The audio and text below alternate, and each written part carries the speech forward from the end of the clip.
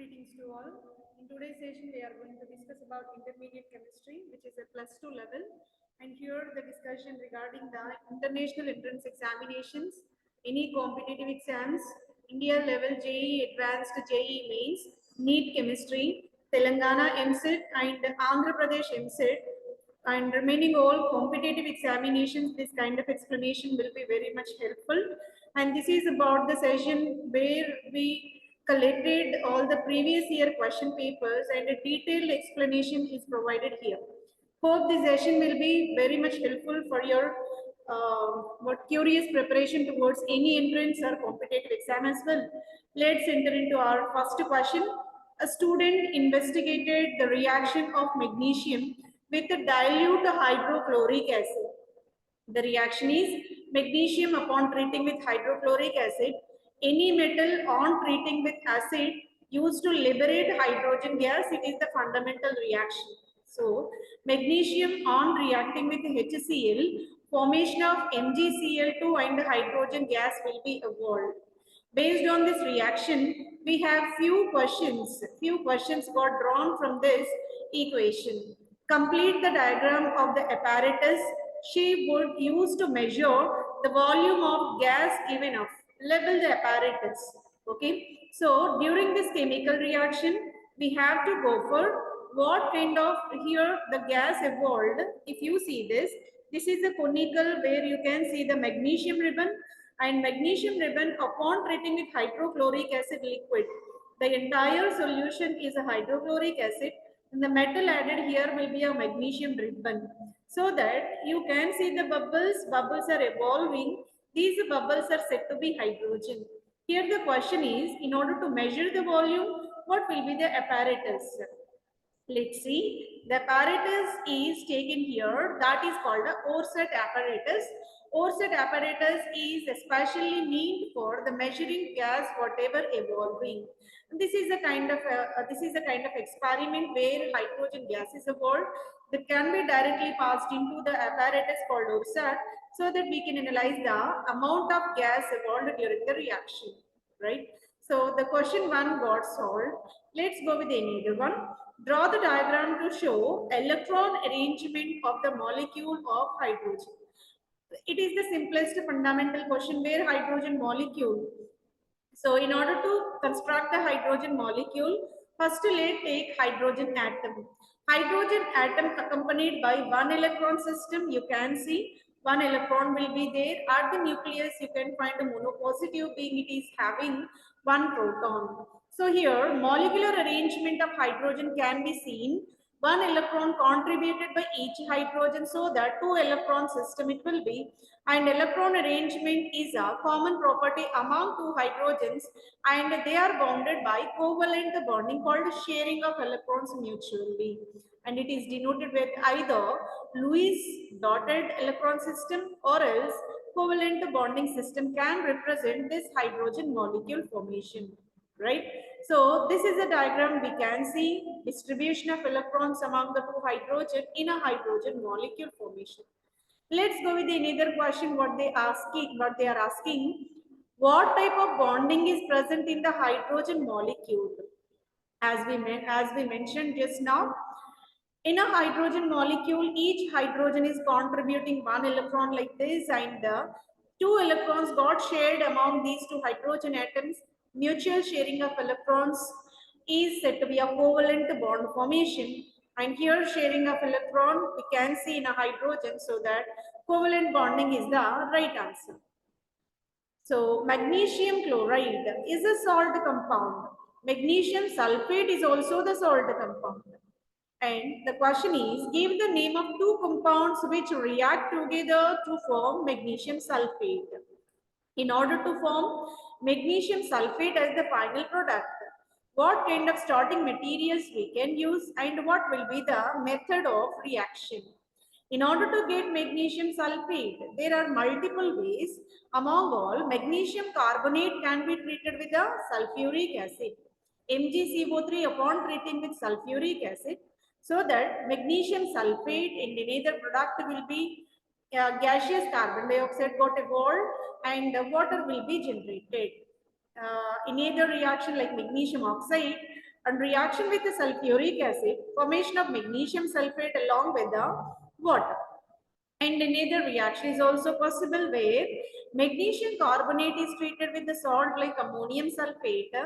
At the temperature of specific, magnesium sulfate will be generated, and you can observe the release of ammonia gas and carbon dioxide gas as well, along with the formation of water as another byproduct. So this is the way we can go with the formation of magnesium sulfate, starting from magnesium carbonate, magnesium oxide or magnesium carbonate and treating with the multiple reagents. This is the way we can answer the question number 1. Question number 1 got the reaction between magnesium and hydrochloric acid, and the further subsequent questions also answered here. And let's go with the question number 2. Which statement about the paper chromatography is correct? Paper chromatography is the technique where we can separate the mixture of colors by means of rate of adsorption of the surface particles and adsorbing medium, right? So according to this paper chromatography, solvent is needed to dissolve the paper. Paper chromatography separate mixture of solvents. The solvent should cover the baseline. The baseline should be drawn with the pencil. So these many kind of options are there. We have to pick up which is the correct answer.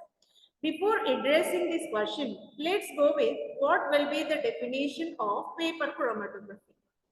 Paper chromatography is the technique where we are using sheet of paper or strip of the paper, and the process of adsorption is going to be done when it is taken. That paper is working like a stationary piece and dipped into the suitable solvent. It is the mobile phase, and upon putting a dots over there, different colors or different dyes or different compounds, and as the solvent is eluting, the mixture of compounds get separated, and here diffusion of these dots are possible across the paper, which is the adsorbing medium, so that we can achieve various spots over there according to their rate of adsorption process. Greater the adsorption, lesser the speed of that kind of dot, and it will be near to the baseline. So lesser the adsorption, that will move more freely and reaches up to the top. Let's see what is paper chromatography. Chromatography technique uses the paper sheet or strip over here, and where the adsorption is possible. Stationary phase is this paper only, and through which solution is made to pass.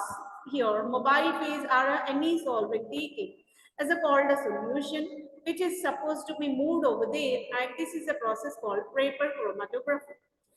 Inexpensive process, simply you can choose the paper, you can choose the solvent within the beaker, it can be immersed, and there is a provision to diffuse these dots, so that it is highly inexpensive process, and separation is possible high accuracy. Separation is possible with a high accuracy process, and different rate of migration is accorded for different compounds, so that no two compounds may have equal speed. Rather, we can separate all the mixture of compounds in this manner, and we can achieve all the dots over different regions.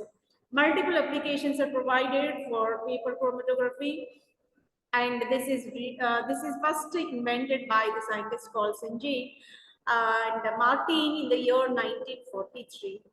Now the question is, solvent needed to dissolve the paper. Paper is not to be dissolved, rather it can be soaked inside a slightly. So it is not the right answer. Paper chromatography separate mixture of solvents. Here solvent is to diffuse across the stationary phase called a paper. Solvent we are not supposed to make a separation of solvent, rather separation of the pigments, whatever mentioned on this baseline to be separated. So option 2 is also not correct answer. The solvent should cover the baseline. So whatever baseline is there, so that is accompanied by the various components over there. If the baseline is completely immersed inside, what happens? These dots will diffuse towards the solvent rather than upward this paper, so that baseline must not be dipped inside. The third option is also incorrect. If you see the option number D, the baseline should be drawn with the pencil. Baseline should be drawn with the pencil is the correct answer.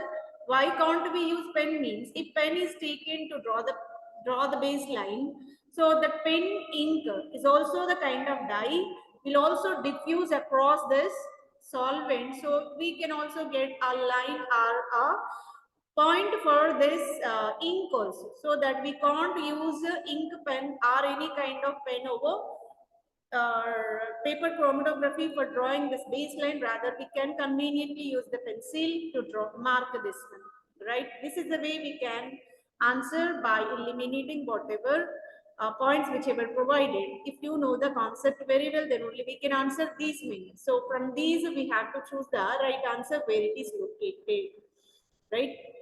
And let's find the applications for chromatography in general, which can be applied to paper chromatography as well. Chromatography is the technique where the separation of colors. Initially, chrome means what? Chrome means color. So that color separation is carried by chromatographic method. So further it extended to so many kind of applications like amino acids can be separated, which are the fundamentals of proteins, and proteins can be separated, and neither biomolecules called carbohydrates, energy destinations can be separated by means of chromatographic methods. It's also useful for the analysis of any kind of new medicines discovered. During the synthesis also they will use to monitor how extent reaction got accomplished, and hormone purity, and also how efficiently they are working can be analyzed by means of chromatography. Vitamin analysis also carried by chromatographic methods, helpful for the qualitative and the quantitative analysis, right? In both the process, we can effectively apply this chromatographic method. A technique also useful for determination of molecular weights. So molecular weight determination of protein, for that purpose also we can apply this method. So that here for question number 2, right answer will be option number D. Let's go with the question number 3.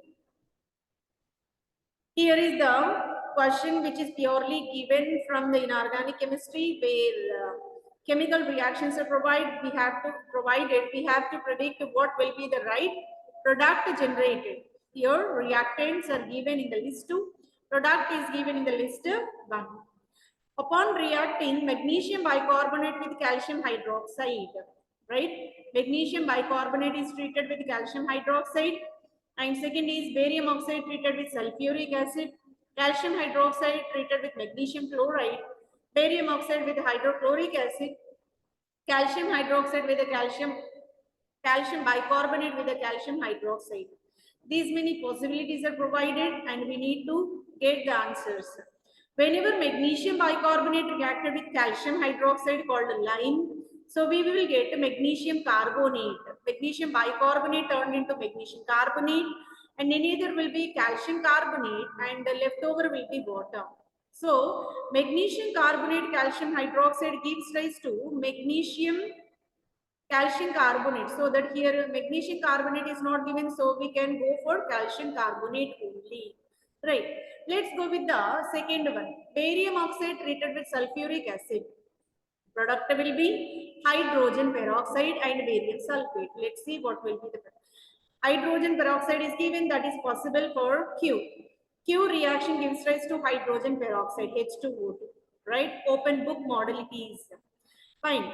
And the next is about calcium hydroxide. Whenever calcium hydroxide called lime treated with magnesium chloride, simply it is the kind of exchange reaction. We will get magnesium hydroxide and calcium chloride. The product will be magnesium hydroxide, which is the product of this R. R gives rise to the product of 2. Magnesium chloride reacts with calcium hydroxide. Magnesium hydroxide and calcium chloride will be formed. Let's go with the next one, HCl. Whenever barium oxide treated with hydrochloric acid, these two reactions are resembling certain extent, but there is a slight variation among the products. Here barium oxide is the base only, sulfuric acid or HCl is the acid only, but barium dioxide was taken over there, so that hydrogen peroxide will be formed. Whenever barium monoxide was taken, here the formation of water. and another is barium chloride. So that option is not given. Barium chloride is given, right? So S will be mapped with barium chloride. Barium chloride, we have one of the product, right? In the last reaction, calcium bicarbonate. Whenever calcium bicarbonate reacted with calcium hydroxide, the formation of calcium carbonate and water is possible. Calcium carbonate is possible. This calcium carbonate is the product for both the reactions. For reaction number P, reaction number T, both the reactions you will get the same product. So we can map. So here H2O2. H2O2, the right reaction will be barium oxide with the sulfuric acid Q. One with Q is given in the option number A and option number Q as well. And magnesium hydroxide is possible with this R. 2 will be mapped with R. 2 will be mapped with R is given in only in the option number D. So D is the correct answer. Let's go with the remaining also. Barium chloride is coming from S, because barium oxide on treating with HCl, we will get barium chloride and one more will be H2O. So here S is the right answer. Calcium carbonate is coming from first reaction, last reaction as well. So P is given with the fourth option, that is also correct. So for question number 3, option number D is the correct answer. So this is possible whenever you are anticipating what kind of reaction is carrying and what will be the products, right? So that this is the way we can solve this inorganic equations. And let's go with the question number 4. List 1, list 2 compounds are provided. We need to map these two. This is purely from coordinate covalent compounds, coordination chemistry, right? So here various complexes are given, and these complexes are given with either electrons, either magnetic moment value, or high spin, low spin complex, or oxidation state around the central metal can be depicted, and what kind of system it will be. So that let's go with one by one. Whenever chromium hexacyanide compound was there, and it is the anion, hexacyanochromium anion was given over there, and what kind of nature will be provided. Obviously, whenever cyano is there, in accordance with the spectrochemical series, we can assume a cyano compound is called low spin complex. Directly we can go with this, right? Along with this, some other also will be the right options if you go with its chemical complex formation extensively. We will see in detail.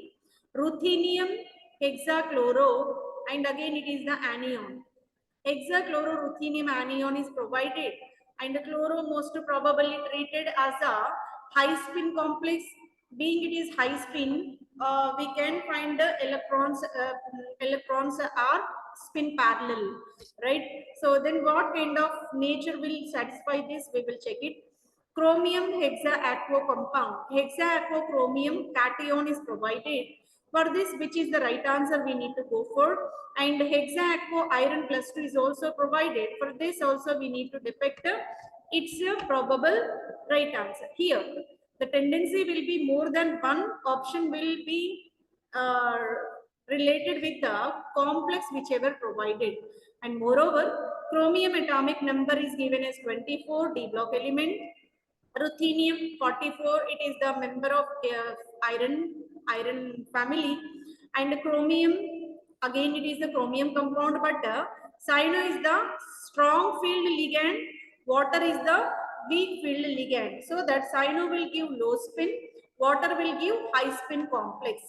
And iron hexaquo is given, that is atomic number of iron is 26. Let's see one by one. Whenever you go with the chromium hexacyanoanion complex, and we can surely say it is the low spin, chromium generally given with the 4s1 3d5 peculiar electronic configuration, because one of the electron jumped into D shell. Half-filled orbital contributes higher stability. In accordance with that, chromium and copper will have exceptional electronic configuration. So that here you can see 4s1 3d5 for chromium. When this chromium complex was taken, it is +2.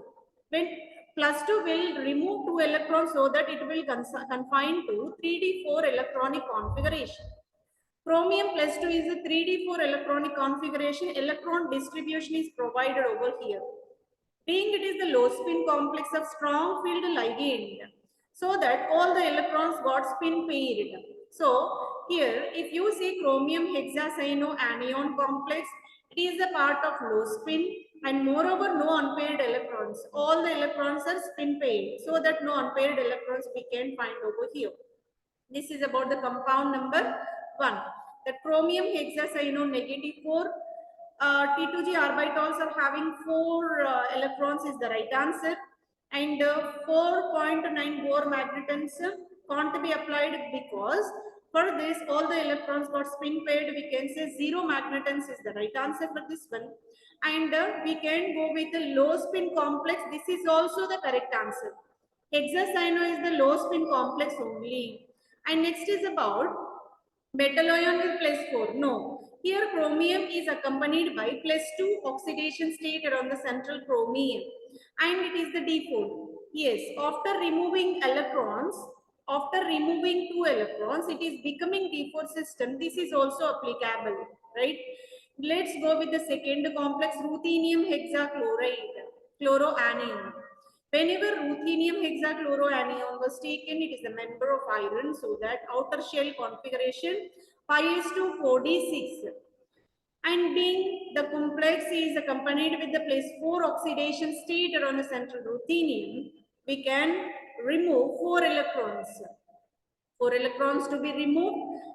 Among 8 electrons, if 4 are removed, again it is becoming 4d4, D4 system. D4 electrons can be contributed in this manner. Being chlorine is a weak field ligand, all the electrons are spin parallel. All the electrons are inclined in the spin parallel pattern. So let's apply all these. T2G orbital contains 4 electrons. Wrong answer for this one. All 4 electrons are spin parallel, so that 4.9 Bohr magnetons is the right answer. 4 unpaired electrons, 4.9 is the magnetic moment value. This is the correct one. Low spin is the wrong answer. Chlorine ligands are high spin. Metal ion in +4 is the correct answer only, and it is also the part of D4 system. D4 is also applicable for this one. So second complex got completed. Let's go with the hexaquachromium cation. Hexaquachromium cation is the high spin. Water is said to be a weak field ligand, so that high spin complex formation is possible, and we can experience 4 electrons. So hexaquo +2 if taken. So hexaquo +2 if taken here. Hexaquo +2 if taken, if +3 is there, 3 electrons will be there. If +2 is there, 4 electrons will be there.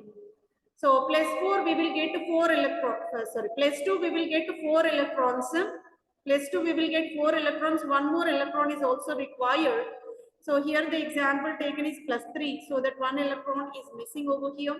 So one more electron will be there. Moreover, all 4 electrons are spin parallel just like this. We can go with the same kind of electron distribution for chromium +4. 4 unpaired electrons are accompanied over there. So let's find the answer for this one. T2G orbital having 4 electrons is the wrong answer, because 3 will be in T2G, 1 electron jump to EG also. So that this might not be applicable. And mu value is equal to 4.9 Bohr magnetons is the correct answer. We are having 4 spin parallel electrons, so that applying under root n into n+2 as the formula, spin only formula, we can achieve 4.9 Bohr magnetons. Low spin is the wrong answer for chromium hexaquo +2. Aqua is the weak field, so that it is the high spin complex, and we can say +4.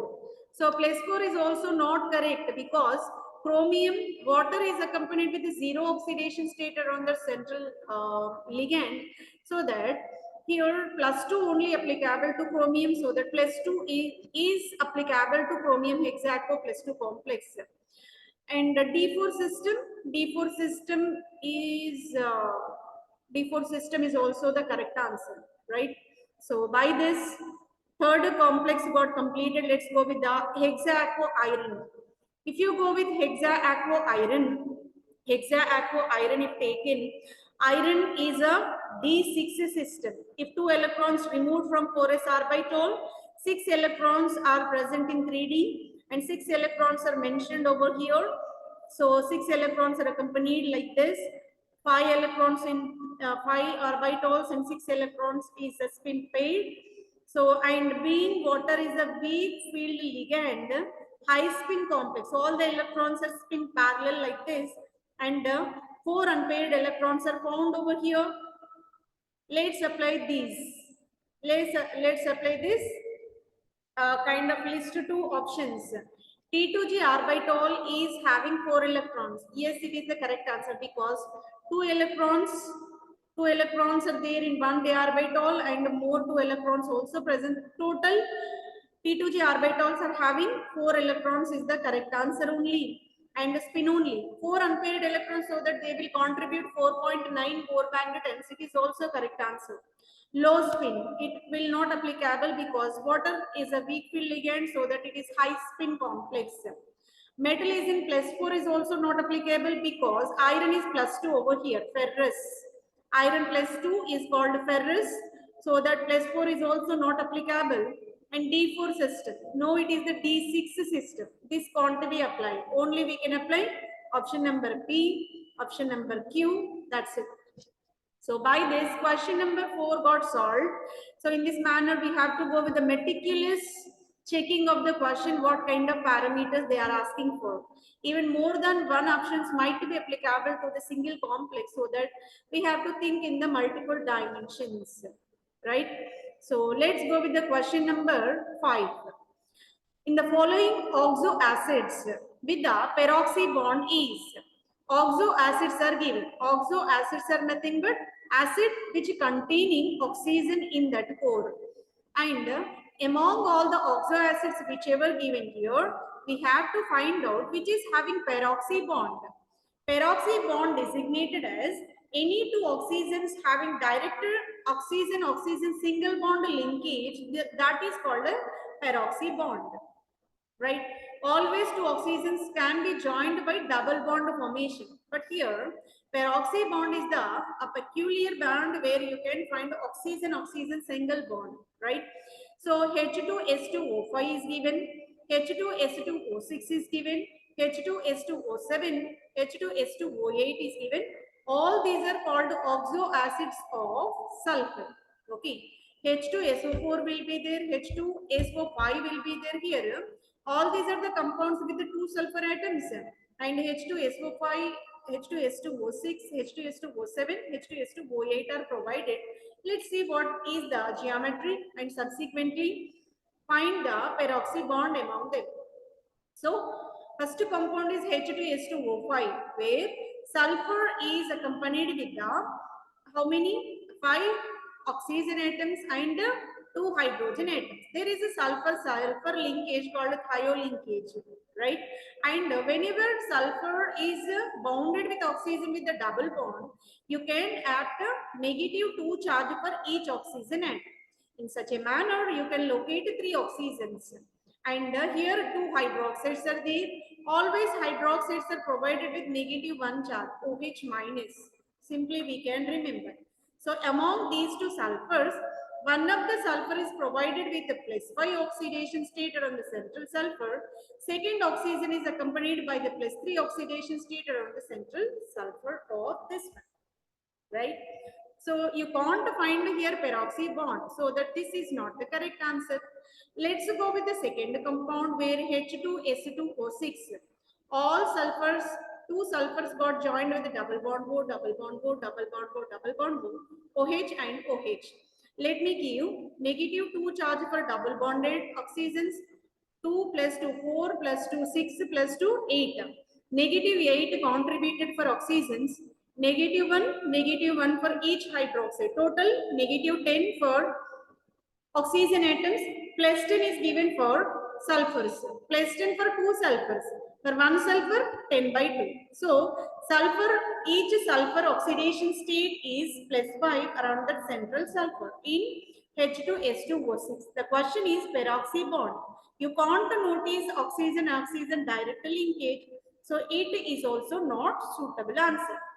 Let's go with another compound where H2S2O7 is given. You have to insert one more oxygen among two thio groups so that ether linkage is generated. Here also, you can't find oxygen peroxy bond.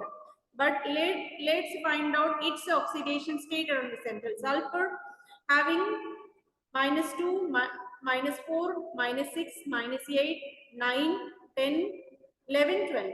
So negative 12 is given and 2 sulfurs are there plus 12. Plus 12 by 2. So that each sulfur contributed with plus 6 oxidation state around the central sulfur atom. Let's go with the last compound H2S2O8 where 2 sulfurs are joined with the oxygen single bond. This is only the question what they are asking for, that is peroxy linkage. 2 oxygens joined with a single bond is called a peroxy bond, that is found in H2S2O8. You can notice the bond in H2S2O8. H2S2O8 is the right answer for question number 5. Peroxy bond of oxo acids of sulfur you can notice in H2S2O8. That is correct answer. Let's go with the last question of the session. So here 2 columns are provided. What will be the reaction? What is the product color we need to notice? In order to depict the color of the product, first of all, we have to go with what kind of product is formed. If you know the product, then obviously it will be possible to get what color of the precipitate it will be, right? So ferric chloride can be added with ammonia. All these are the reactions. If you see, the reaction is carried commonly with the reagent ammonia. Ammonia is treated with the iron, silver, and copper, right? Iron treated with the, ferric chloride treated with ammonia, we will get the compound called ferric hydroxide and ammonium chloride. Ferric hydroxide is a reddish brown color precipitate you can see here. Reddish brown color precipitate is formed, that is present in option number 3. Silver chloride is milky white precipitate and upon treating with ammonia gas or ammonia aqueous solution, it used to give silver ammonium chloride. Silver chloride is milky white. Silver ammonium chloride will be the colorless. Reactant is white, product is colorless. Okay. So for question number B, option number 4 will be the correct answer. Then let's see copper plus 2. Whenever copper is taken in the plus 2 oxidation state around the central copper, always it will give the sky blue color, right? So copper plus 2 upon treating with ammonia, we will get copper ammonium complex, which is a deep blue color, sky blue color it will be. So let's see how it will be generated. Reaction of copper plus 2. I am taking copper chloride for your reference and treated with ammonia in the excess, and there is a formation of complex hexaamino copper chloride. Hexaamino copper chloride will be formed. The complex color, again after the formation of complex also, copper is plus 2, so that you can notice the blue color, initially sea blue color. After the reaction with ammonia, that is becoming a dark blue color. This is the way we can go for the reaction, and let's see one by one in depth. Whenever ferric chloride treated with ammonium hydroxide, a brick red color ferric hydroxide precipitate, you can notice silver chloride is a milky white, silver ammonium chloride is a colorless solution you can find. Then copper chloride.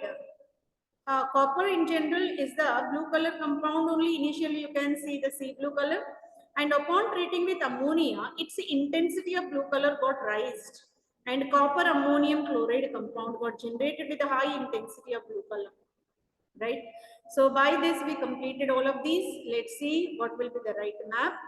Perichloride ammonia brown PPT, silver chloride ammonia colorless PPT, copper ammonia reaction gives a blue color PPT.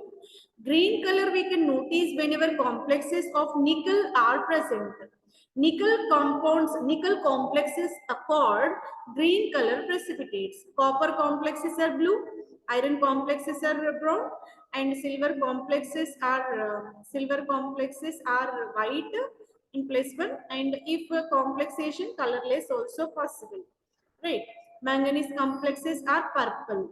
So in this manner, transition metals are used to give so many intense colored complexes. That is purely because of d transitions.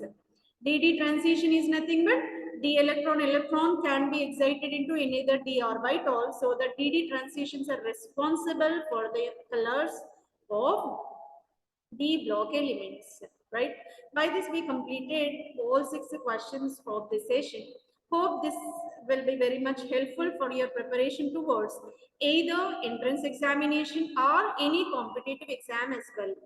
I'm requesting you to kindly like the video, comment over there, and share with the aspirants who are preparing for the examinations, and subscribe the channel for more updates. This is the channel called World of Competitive Chemistry. I'm very much thankful for your patience listening. Thank you one and all.